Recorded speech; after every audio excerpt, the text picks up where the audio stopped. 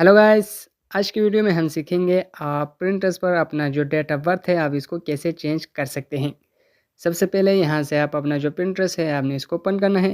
Open करने के बाद यहाँ से आपने अपने प्रोफाइल पे क्लिक करना है। इसके बाद यहाँ से आपने सिंपली सेटिंग पर क्लिक करना है। यहाँ क्लिक करने के बाद यहाँ पे आपको अकाउंट मैनेजमेंट का आपको ऑप्शन मिलेगा।